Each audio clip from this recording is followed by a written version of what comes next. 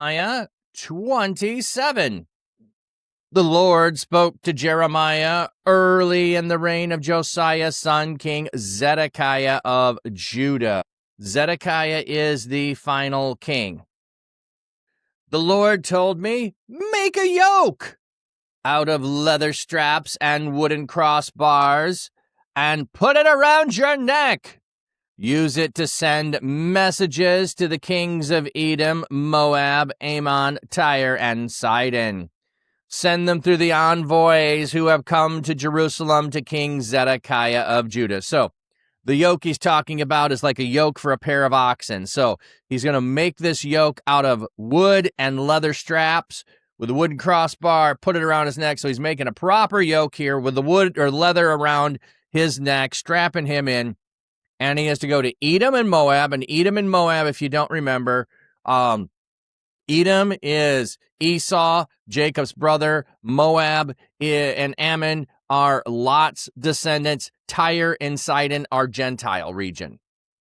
So we got 3 of the relatives and 2 that are not, but we have 5. Torah represented there. So the law, if you will.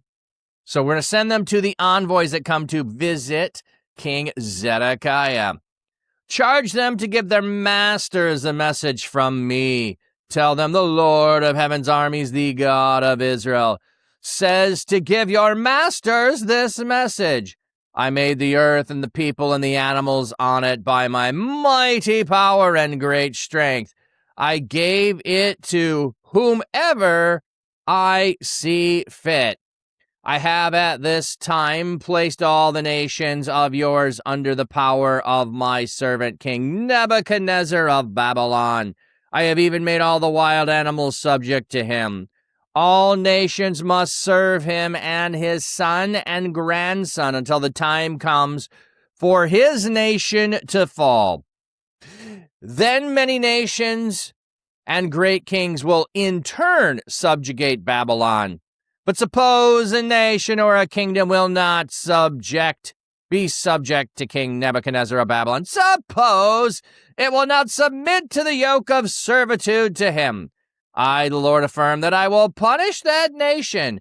I will use the king of Babylon to punish it with war, starvation, and disease until I have destroyed it. So do not listen to your prophets or to those who claim to predict the future by divination, by dreams, by consulting the dead, or by practicing magic. They keep telling you, you do not need to be subject to the king of Babylon. Do not listen to them, because their prophecies are lies.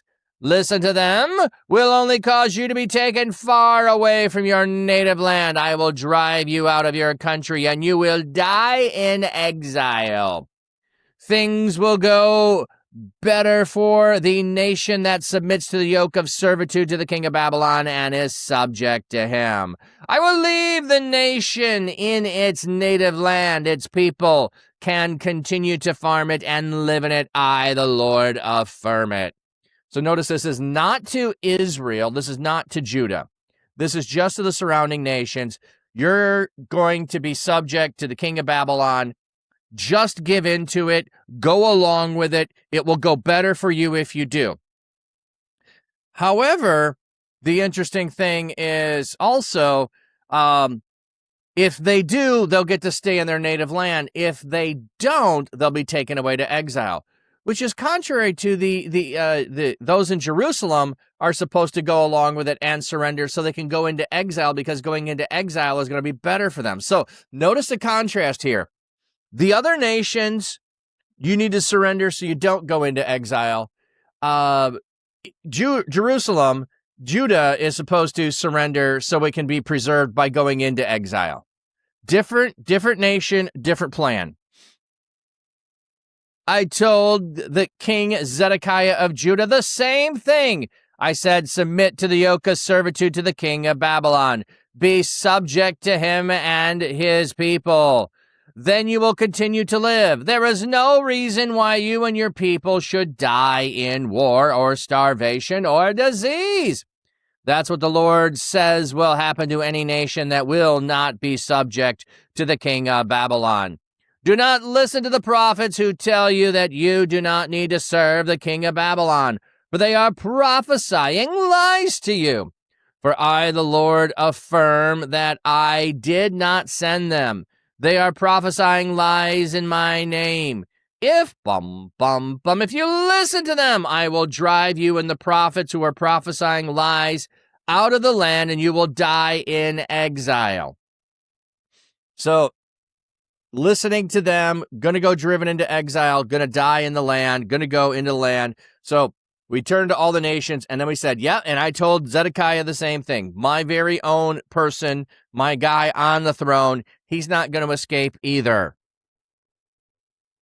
So, give in, like, can you just imagine, like a prophet standing up today, whatever conflict there is around the world. I don't care what conflict you want to pick, and just someone standing up saying, hey, God said that we're supposed to submit to the nation that's coming against us, and if we do, it'll go well with us, and we're not to resist or it'll go bad. Like, can you imagine that a nation would just, with it, if it had the power to, just say, oh, okay, we'll surrender, we'll give up our rights, we won't defend I cannot picture this.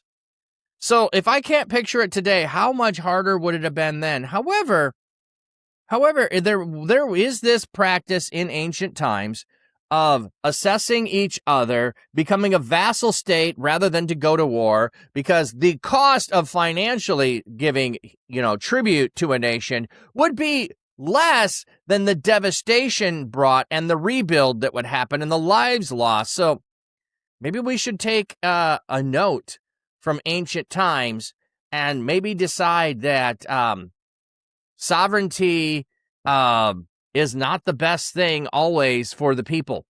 Just a thought.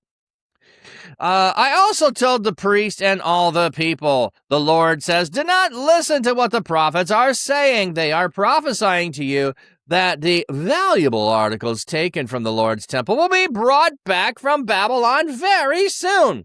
But they are prophesying a lie to you. Do not listen to them. Be subject to the king of Babylon. Then you will continue to live. Why should this city be made a pile of rubble? I also told them, if they are really prophets and the Lord is speaking to them, let them pray earnestly to the Lord of heaven's armies. Let them plead with him not to let the valuable articles that are still in the Lord's temple, in the royal palace of Judah, and in Jerusalem be taken away to Babylon. For the Lord of heaven's armies has already spoken about the 2 bronze pillars, the large bronze basin called the sea, and the movable bronze stands. He has already spoken about the rest of the valuable articles that are left in the city. He has already spoken about these things that King Nebuchadnezzar of Babylon did not take away when he carried Jehoiakim's son, King Jeconiah of Judah, and the nobles of Judah and Jerusalem away as captives from Jerusalem to Babylon. Indeed, the Lord of heaven's armies, the God of Israel, has already spoken about the valuable articles that are left in the Lord's temple, in the royal palace of Judah, and in Jerusalem. He has said, they will be carried away to Babylon. They will remain there until it is time for me to show consideration to them for them again. Then I will bring them back and restore them to this place. I, the Lord, affirm this. So we have a whole section here of going into captivity, surrender to Babylon. It will go better for you.